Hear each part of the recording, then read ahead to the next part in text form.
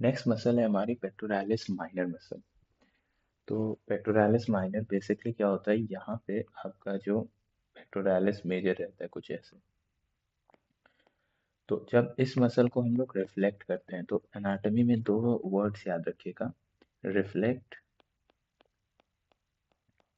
Reflect में क्या होता है कि हम उस मसल को काट के निकाल देते हैं, तो basically it is remove. And dissect में क्या होता है, डाइसेक्ट में हम उसको टू पार्ट्स में वो करते हैं। तो जब हम पेक्टोरालिस मेजर मसल को रिफ्लेक्ट कर देते हैं, मतलब कि उसे रिमूव कर देते हैं, तो हमें दिखती है पेक्टोरालिस माइनर मसल। एक सेकेंड। तो ये है हमारी पेक्टोरालिस माइनर मसल। तो इसको एक बार हम ड्रॉ करके भी देखते हैं, क्योंकि ड्रॉ डायग्राम्स बनाने से अच्छे से समझ आता है।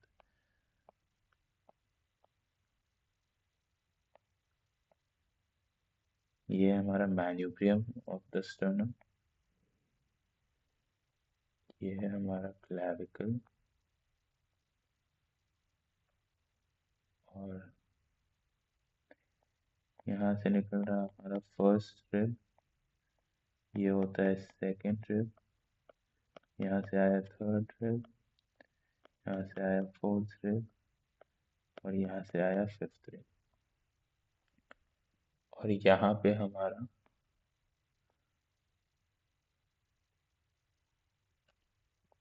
कौन सा प्रोसेस होता है, ये मैंने अभी पढ़ाया था, ये होता है हमारा कोराकॉइड प्रोसेस। कॉइड प्रोसेस।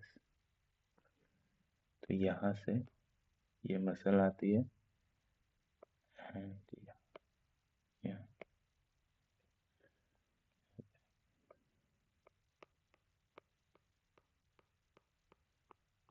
ये इंसर्ट हो जाती है। तो इसका ओरिजिन देखते हैं। It is the third, fourth and fifth ribs near the costochondral junction। Costochondral junction तो आई गेस आपको पता ही होगा, लेकिन अगर नहीं पता है तो मैं एक बार बता देता हूँ। जहाँ से अगर ये रिब्स हैं तो रिब्स डायरेक्टली नहीं अटैच होती हैं, रिब्स अटैच होती हैं with the help of cartilage. तो इस जंक्शन को कहते हैं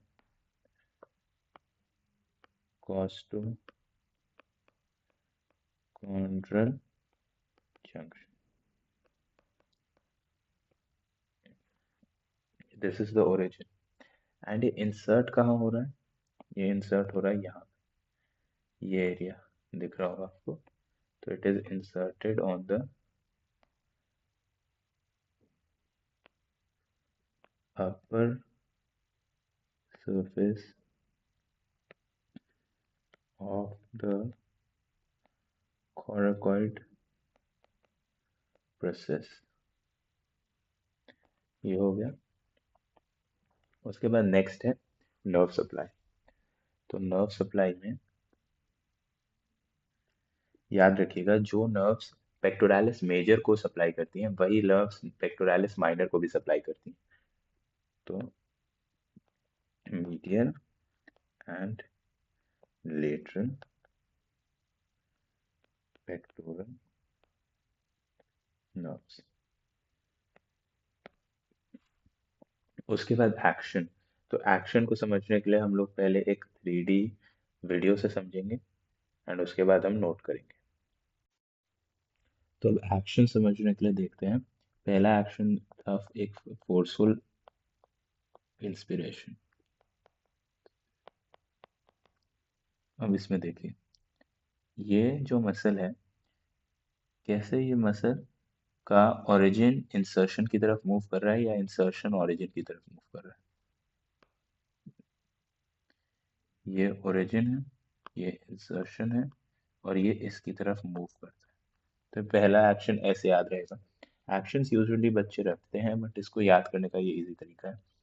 उसके बाद नेक्स्ट एक्शन था इसका प्रोट्रैक्शन ऑफ स्कैपुला।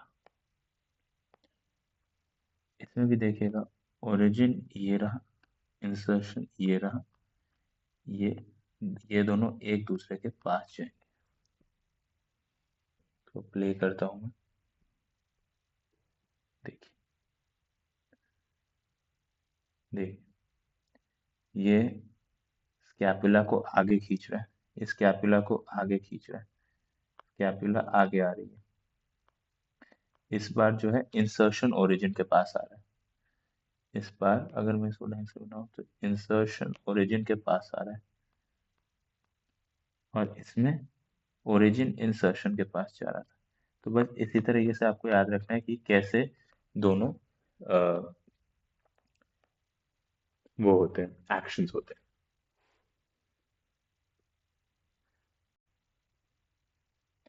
तो एक्शन पहला तो हमने देखा, इट डिप्रेसेस द शोल्डर।